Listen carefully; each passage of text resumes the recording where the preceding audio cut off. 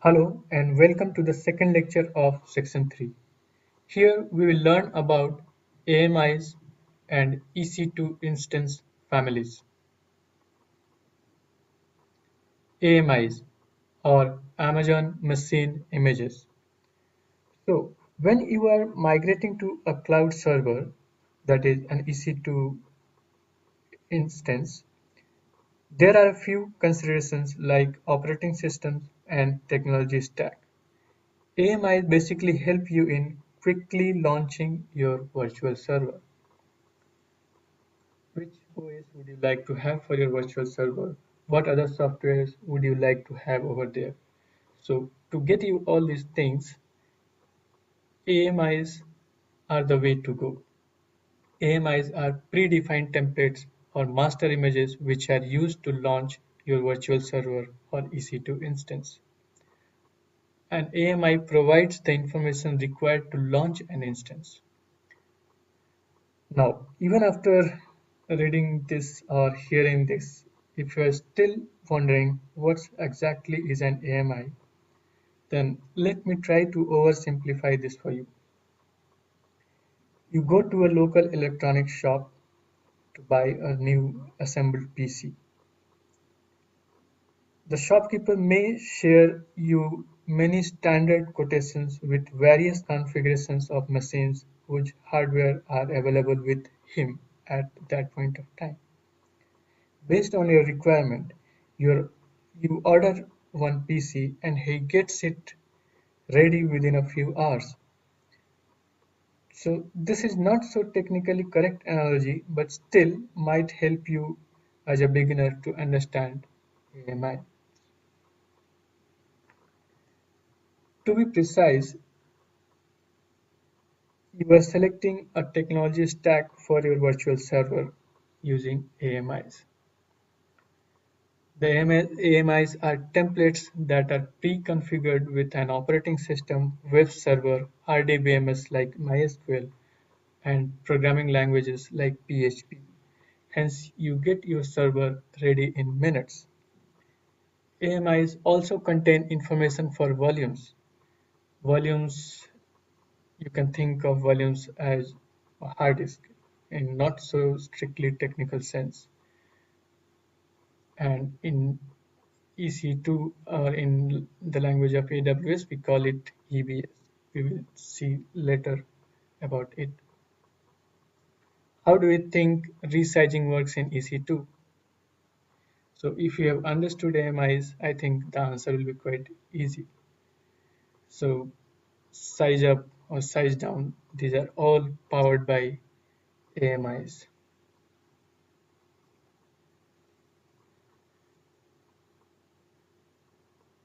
Amazon Linux AMIs, Microsoft Windows Server 2016 or 2012 are commonly used by beginners as they are free tier eligible. There are many free tier eligible AMIs. We will see this in a while.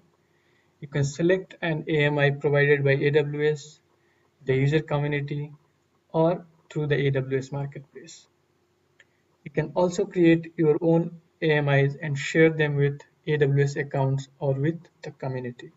You can buy, share, and sell AMIs. Let us see some examples of AMIs. Here's a screenshot from AWS console. The first one you can see over here is Amazon Linux AMI. And there are various distributions of Linux AMIs over here. Red Hat, SUSE Linux. We have Microsoft Windows Server 2016 as well.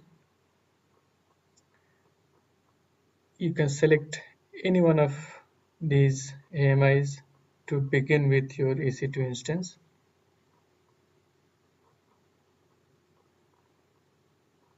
Here's another one, another screenshot basically.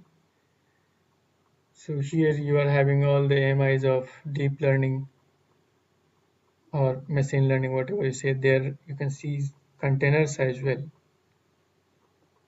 Microsoft Windows Server 2016 base with containers, and they are mostly free tier eligible. Here we will see about EC2 instance families or types. So before you launch your EC2 instance, there are some considerations to be made, like how many CPUs you want, how much memory is sufficient for your workload, is your workload CPU intensive or memory hungry. Based on the answers of these questions, you are going to launch or you are going to select your EC2 instance. Amazon EC2 provides a wide selection of instance types optimized to fit to different use cases. Instance types comprise various combinations of CPU, memory, storage, and networking capacity and give you the flexibility to choose the appropriate mix of resources for your applications. Instance families can be divided into general purpose, which comprise of T2, M5, and M4, compute optimized, C5, C4, C stands for compute, memory optimized, R4, X1, X1E, E for extreme, storage optimized, H1, I3, etc. Accelerated computing, P3, G3, etc. So you have to understand that one family can have multiple types and one instance type can have again multiple configurations. For example, T2 type can have T2 micro, T2 small, T2 medium, T2 large, etc. Let us check this out at Amazon console. So here you can see type and here we have the family. So for general purpose, we have T2 and M5. M4 is also there. It's not um, appearing over here in this screenshot. In case of T2 Micro, if you require one virtual CPU and 1 gig of memory, you should go with T2 Micro. If you need a larger instance, for example, 32 gigs of RAM and 8 virtual CPU, you should go ahead with T2.2x large. 2x means 2 times large. Similarly, for M5 also, M5 starts with M5 dot large, which has 2 virtual CPUs and 8 gigs of memory. So while you are launching your EC2 instance, you will be shown with this information and you have to make a choice based on your requirement. For network also, you can see network performance. So low to moderate or up to 10 gigabit. See, so if you want better network performance, if your application is critical, for example, network latency and all, then you have to go with a higher network performance. So, but these choices are again with related with pricing. So lower the memory, lower the vCPU, and lower the network performance, lower will be your pricing.